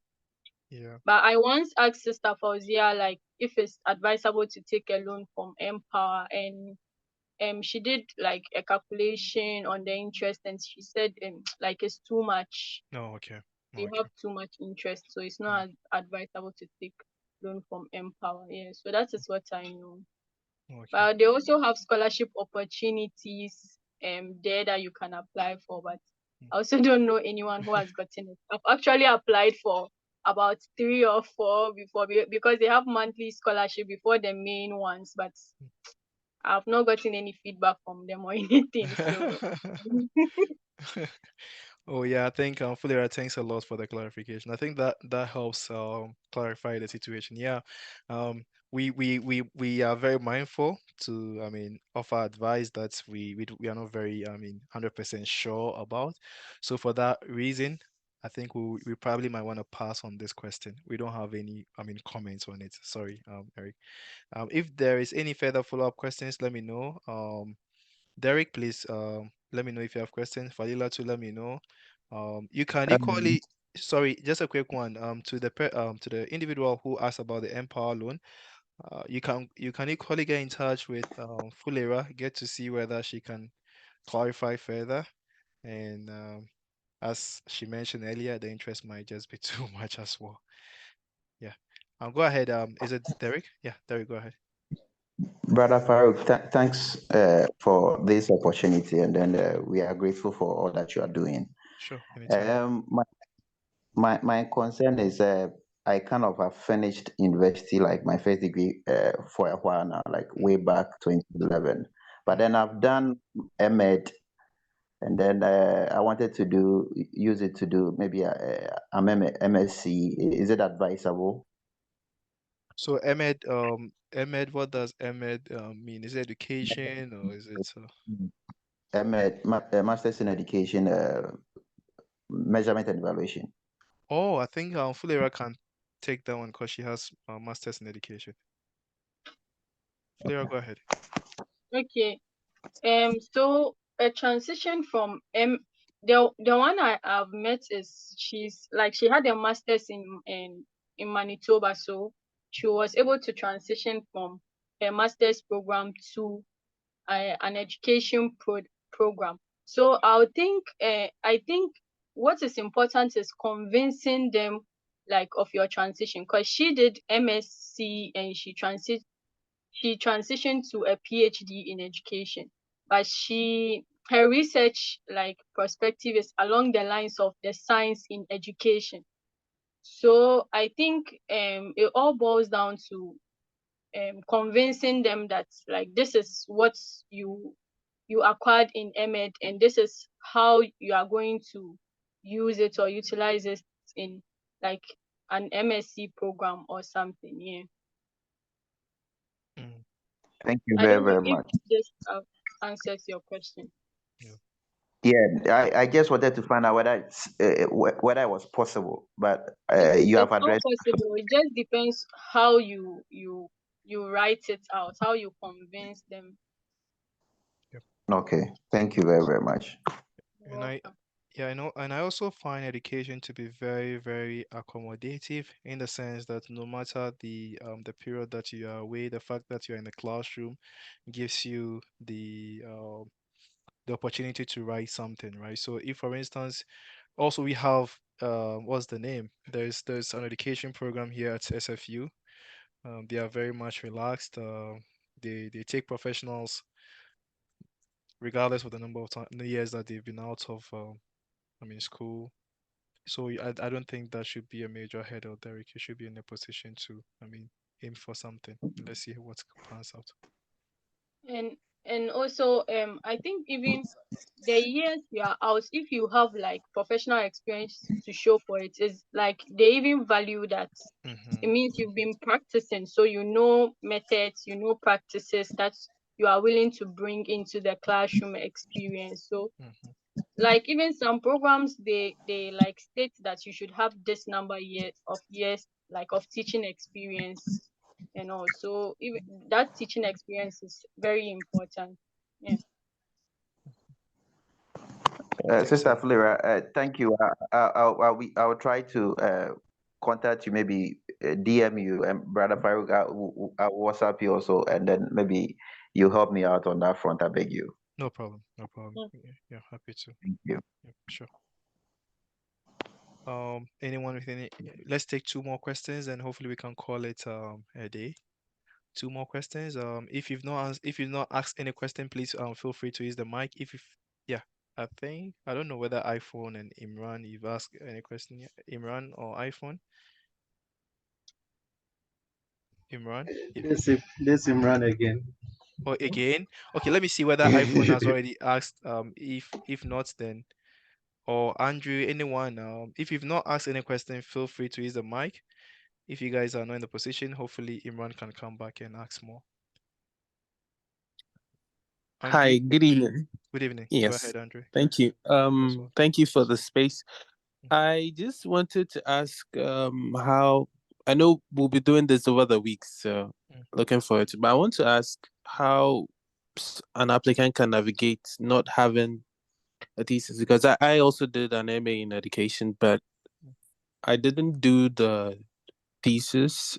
I did the teaching option, so I did a practice, and then we just did a proposal, but I didn't get to carry out a project and then write a full thesis. So when you're applying and they're asking for a writing sample, heavy, what do I do? Because my undergrad was also a bit different from my MA in education. So how do I navigate that? Yeah, maybe Sister Fulera would take this, but let me quickly give you one additional data points. Maybe that might help. So my wife did statistics for her undergrad, and when she came to Canada, she did education. So that's to tell you something. So she had no, material or written material related to education or thesis along those lines. It's just the program. So it's up to you to look out for the program. Some of them will not ask you to present anything related to maybe a thesis or education. Some of them are very open. So I can point you to SFU. SFU, they do have a very good program in education. That will be an avenue for you to explore. I think Saskatchewan also has education. Manitoba has education. Flora can take over. Maybe she can further clarify. Yeah, so I was going to say that it's not a problem if he did, because as at now I'm doing education, but I'm doing the I'm taking the course-based route. So I'm not doing any major research, but at the end of my program, I'll just like write a paper on a chosen topic.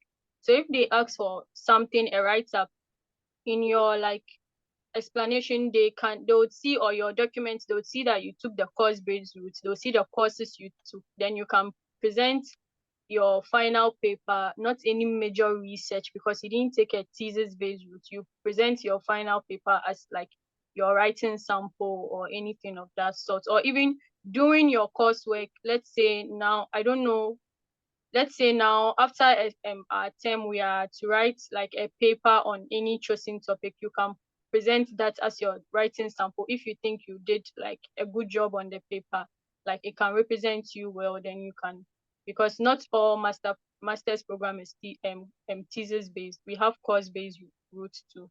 Yeah, so that's what I have to say. Thanks Great, thank you so much. Yeah. Welcome. Yeah, there are a lot of questions. Before we come back to Imran, let me take Happy Adams. If you've not yet, asked any question, please feel free to use the mic. We can take 2 or 3 more, then hopefully we can give our organizers some rest. Okay, happy here. Thank you very much. You're welcome. So I wanted to find out, I'm about to enroll in a master's program in HR here in Ghana. So I wanted to know if I can transition from HR to industrial and organizational psychology as like a second master's in Canada. I think the question here is, have you seen any school that offers that in Canada in terms of this particular program orientation? Have you seen something along those lines? I read about University of Western Ontario, and their industrial organizational psychology program is actually, it has to do with a lot of HR. Yeah, recruitment and all those stuff. So I wanted to find out if it is possible. I think my advice will be for you to check the prerequisites. So if you're doing a master's in Ghana and you would like to do another master's in that particular school because they have the same they have something that you like, have a look at the prerequisite. A prerequisite basically says that, so in economics, a prerequisite implies that if you don't have math, micro, and macroeconomics, you cannot apply to it's very difficult for the school to accept you, right? So have a look at the prerequisites. What are the prerequisites required? So if you're doing a master's program in Ghana and all the courses you are taking don't align in terms of the prerequisite requirements for the master's program in Canada, then there's going to be some element of difficulty for you. Now, there are other schools as well. If you're interested in psychology and applied psychology and whatnot, you can transition. And by transitioning, I mean you don't necessarily have to pick a program that's more along the lines of a special program. So if you have an element of psychology in there, or you have an element of political science in there, you can look at schools that offer maybe psychology master's program and apply to those. That will give you an edge because there's no restrictions that much, right? And when you have to complete the program, you can have a look at something along the lines of a special program. That will be my take on that. And again, I might be a bit limited in this response. All right, thank you. Yeah, sure. Anytime. I don't know whether Anthony has or anyone in there. I'm happy to take one or two questions, and we can call it a day. Sorry, guys. Okay, can you hear me? Yeah, go ahead, Anthony. Sorry. Okay, so Professor Farouk, I wanted to find out, I watched your YouTube videos for the previous years where one professor talked about Ghanaians being admitted to Canadian schools instead, like for the economic department. So I'm talking in terms of engineering students who want to pursue a master's degree in Canada. So do you have a fair idea about some schools in Canada where they admitted Ghanaians in their engineering department and then they perform well? So it will be like an upper hand for we applying to those schools. Yeah, I think if you're in the engineering field, Professor Solomon will be a very good resource for us. Hopefully, he will be joining us Okay. soon. And I don't know whether you've been able to link up with him using his WhatsApp group link that I sent on the page. If you haven't, let me know. I can send it to you. So engineering, I think they've done, amazing work in University of Manitoba, where Fatih currently is. She's in the engineering department. Professor Solomon also has taken in a lot of Ghanaian students in his lab. I think Professor Solomon will be in a position to give you guys a very good overview of the performance of Ghanaians in the field of engineering. But for now, these are the two schools that I can really, speak to: Manitoba, as well as where Professor Solomon is currently, which is University of York. Yeah. Okay, sure. Thank you very much. You're most welcome. Yeah, iPhone, Yeah, go hello, ahead. good evening. Good evening. Go ahead. Okay. Thank you so much for this opportunity. I'm really happy to be here. I'm a Nigerian actually, but I've benefited so much being amongst you guys. So my question is more or less like I'm seeking an advice. I had my Bachelor of Science in 2016. Then I proceeded for my master's in the same field. But due to the COVID and ASU strike we have in our country, it took me 4.5 years to complete the master's, which was supposed to be 18 months. So I want to further my education. So where I'm confused is, should I put in for master's in Canadian school or PhD? Because from the advice you have been given, you said the admission chances decreases with number of years. Yeah. Hello? Yeah, I'm here. I can hear you. Go ahead, sorry. Because you said the admission chances decreases with number of years. Looking at, if I'm to apply for master's degree, looking at 2016 till 2023. And as for the PhD, you said I have to write a qualifying exam, which is very difficult and not easy to pass, if I got you correctly. Yeah. So I don't know whether, that was a very good question. To answer it, I think let me also clarify the very first point. The fact that you've been out of school for long, what I mean by the chances being not being that bright is, if you're out of school for long and you're not taking any special courses, any certificate, the tendency of you becoming rusty is going to be very high, right? There are always developments, new ideas, new methodologies in your field, and if you're out of that particular field for long, the admission department will surely, consider, some of these lags, and they might go like, hey, you don't have enough to show. Some will ask you to take some special, exam just to show that, hey, you are up to date. But others will just, overlook your application and go like, it's just been too long, and they don't know how relevant or how up to date you are with your understanding of the field. So that's a point that you probably might want to consider. We do have Professor Asuma. he can speak to this. So hopefully when we have a session with him, I think that would be a very good time for you to ask this question. He can clarify and tell you how to navigate through this, lag period. But my advice, and again, I'm not trying to limit those interested in a PhD program, but I'll rather hurt you guys without if I don't mention it. My advice is if you're coming for a PhD in North America, get to know what is the requirement in the first year. Most often than not, the first year is gonna be a comprehensive exam. And if you've been out of school for long and you're coming to a new school, a new environment, a new country, a new weather, within that same time period, they are asking you to take a very difficult exam. You can imagine the difficulty that will come with that, the stress Yes, that will yes. come with that. So you have to be a bit more strategic. So there's always the need for you to step back and go like, I understand I can do this PhD. I understand I have the mental capacity to, take it, but I don't want to risk Mm, myself. I don't want to stress myself too much. How about mm, taking the master's route?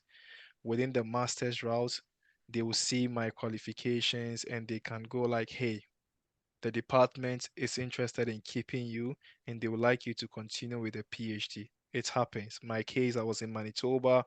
I was doing my master's program. They said, hey, your grades are good. Do you want to go ahead and continue with the PhD program? And I was like, no, I want to try somewhere different. So just calculate it, get to know the pros and cons before making the move. I don't know whether that answers it. okay. Thank you. Thank you Yeah, so much. sure, Thank you. sure. Hello. Yeah, Thank go ahead. Yeah, you. This is Abdullah once again. yeah, go Let's ahead. come for another clarification. Yes, please. Yes, myself too. I'm out of school since 2016. Yes, since 2017. Even Sure. though I read religious studies and sociology as a first degree, I am almost done with my master's Abdullah, sorry, your line is. Hello, Abdullah, can you hear me? degree, but I've diverted in application. Advice of the first degree. Hello. Yeah, go ahead. Sorry. Yeah. Yeah, please. Are you with me? Yeah, I'm here. Yes.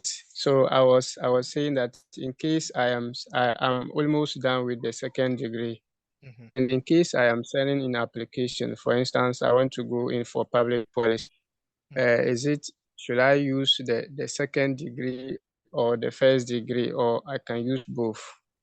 Um, it depends, right? So you should use both if they are all good. If you've done very good in the two, use both. I think if you restrict and you just use only one, the issue will appear to them that you've been out of school for long and you don't have anything recent in terms of education. So using both certificates, if I understand you correctly, and it shows that hey, you are Yes. still in school and you are taking all the relevant courses. It also it also depends on how you structure your CV along those lines as well. So just make sure your CV is up to date. You can have a look at the session that I had with the students in how to get your CV up to date. Have a look at that, see how best that can equally address your concern. Thank you very much. Sure, sure, anytime. We are a bit out of time now. Imran, I think we've answered your question. Is there anyone in there who hasn't asked any question yet? If we've already asked, I think this will be a time for us to drop because it's been almost 2 hours. I Please have a feel short question if I can ask. go ahead. Go ahead. Sorry. Go ahead. When you say when you're like the period of time you graduated to the time you're applying for school, how long should that period be, or what is the recommended? I When don't would you say your chances are slimmer if you've extended maybe this number of years? I don't I don't think there's a clear-cut rule to that. I think it's more or less like a hidden secret kind of. I think 2 years should be okay. Um, 2 years with you being in the field should be fine. 3 years, okay. if you have something to show, some short courses to show, but somewhere along the lines of 4 to 5 years, and that when the course is also more math oriented, then you will be at a disadvantage. But if it is 4 to 5 years, but you are in the field of education, just like what Fulera mentioned, then it's not going to be to your disadvantage. It's going to be to your advantage. If it is 4 to 5 years and you're applying to MBA program and you're already a professional, it's not going to be your disadvantage. It's going to be to your advantage because they want someone with an experience.